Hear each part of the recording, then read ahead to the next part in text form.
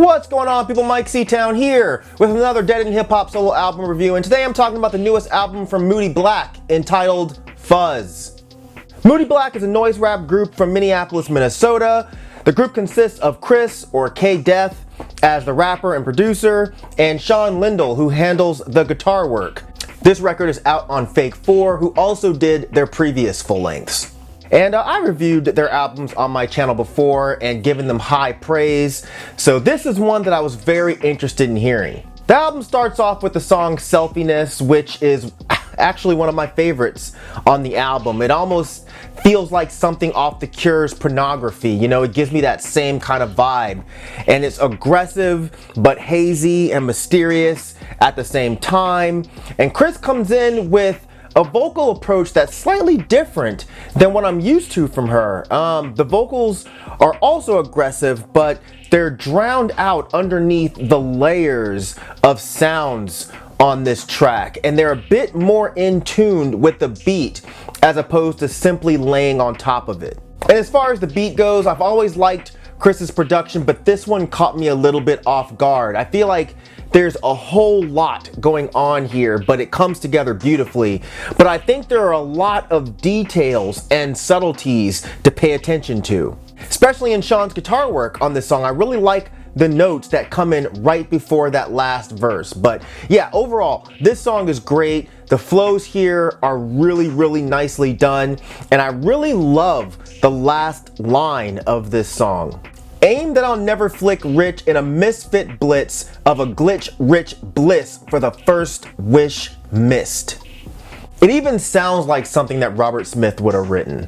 It rolls right into the song Feels with this dark and sinister guitar riff, and the way it sounds so rich with Chris's vocals, it almost reminds me of later era Swans.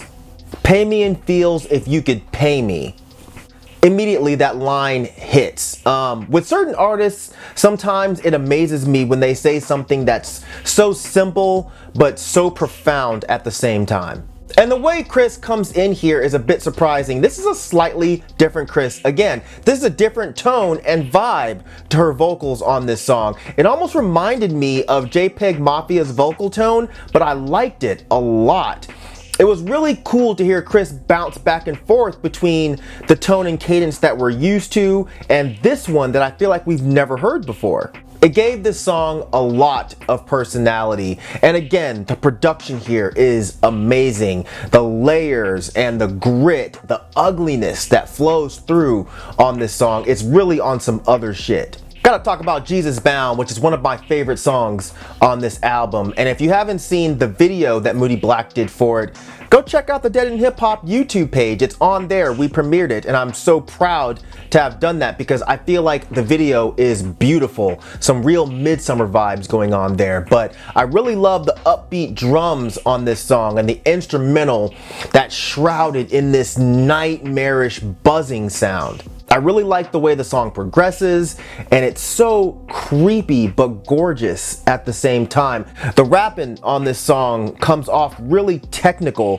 from a flow pattern perspective, which is dope. And the way the song transitions into this part towards the end where the drums drop out and there's just this screeching sound mixed in with these tweaked guitar notes and these swells, it's fucking awesome. And then there's what sounds like this drowned out conversation that's going on underneath the layers of sound here. It gives everything such a creepy feeling. I fucking love it.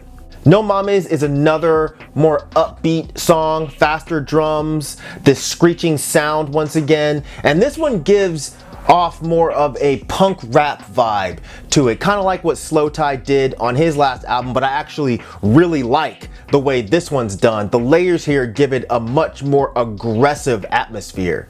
This seems to be a song discussing how one deals with the hardships of being trans within an unaccepting community, and I feel like that whole second verse is really powerful and important. Jokes are like bullets when it comes to the skull. It was burning at my panties. I was 7 years old. There was blaming seeing devils in the windows and walls. So my parents called a shrink. I said, I'm wearing mom's clothes. I'm like running from the gods, switching shoes with the neighbor. I'm so denied, jumping fences, and I dress for a favor. The secret's out, but I'm Mexican and black. Grab a fader. So now my roots feel like water. Save the beatings for later. Jokes are like bullets when it comes to the skull, meaning what you might think is a harmless joke can really hurt when we're discussing how the object of your joke takes it in mentally. The secret's out, but I'm Mexican and black. Grab a fader. That part was really interesting to me. You know, speaking from a standpoint of being trans and out, but since you're part of a Mexican and black family, grab a fader, meaning turn it down, silence yourself. I just felt like this whole part was so powerful. I had to look up what no mommies meant, and from what I could find, it translates from Spanish to English to no fucking way. It seems like more of a slang type of thing, and that would make a lot of sense given the subject matter of this song.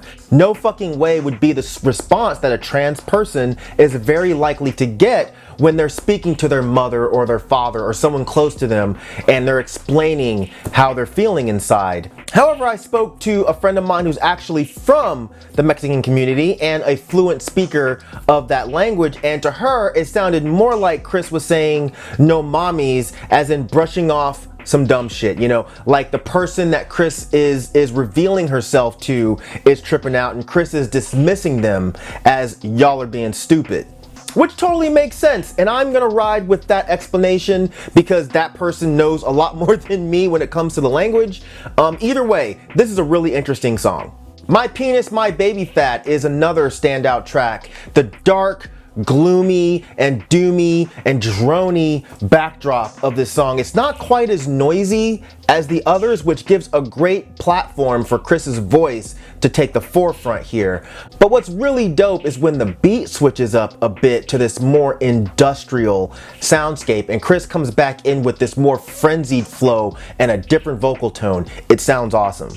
Look, I could talk about this entire album, but that would make for a really long video. So I'm just gonna say that I really enjoyed this one. I think this is easily Moodie Black's best album. I think it's their most cohesive album. I feel like it's their most thought out and well laid out album. I think they get better and better with each release, but I feel like this one is leaps and bounds from Lucas Acid. And I really like Lucas Acid. This one is on a whole nother level. There are moments on this album like I'm the One to Love, or My Penis, My Baby Fat, or Am I Bad, which I feel like fall back on musical ideas that Moodie Black has done on previous albums, but the thing that makes them better on this album is the sound is amplified. I feel like the ideas are magnified. Everything seems like it's been increased. From how hard the drums hit, to the way the guitars are being used, to how technical the rapping is, which is something I definitely feel like sets us apart from a lot of other noise rap or experimental rap groups. You know, not many of them have a rapper who can flow this well. I feel like the way the beats are created doesn't really leave much room for an average rapper to find a pocket, but I think Chris is able to weave in and out of these beats masterfully. Listen to what she's doing on a song like I'm the One to Love. The rap patterns on that song are crazy. And as a fan of noise rap and experimental hip hop, but also a fan of technical rap ability, I'm super appreciative of that aspect. I've had this album for a while, and when I listen to it and go back to previous albums, it's almost like Chris and Sean were subdued or held back before. This one sounds like them saying fuck it. There's such a sense of freedom to this album, you know, no constraints, no vying for a certain type of attention. You know, this feels like the band loudly and proudly saying, listen or don't listen, we're still here and we're still gonna be here, but we're gonna keep making music loud and aggressive, and we're gonna keep screaming in your face until you do pay attention. And I love it, man. They've managed to put together an album that perfectly displays a sense of harsh ugliness while also presenting this idea of frail beauty. And you know, the idea of beauty and darkness is demonstrated in this album all the way to its core. but this is easily one of the best albums that I've heard this year. I'm loving it. I haven't stopped listening to it since I got it, and I really want you guys to check it out. But yeah, if you've heard it already, drop some comments down there in the comment section. Let's talk about it. If you've not heard it, I'll put the Bandcamp link down there in the description section. But yeah, this is an amazing record, and I'm super stoked to hear what you guys think about it. So yeah, that's it for this video. As usual, thank you for living, thank you for loving, thank you for being you, and I'll see you guys next time. All right, peace out, boy.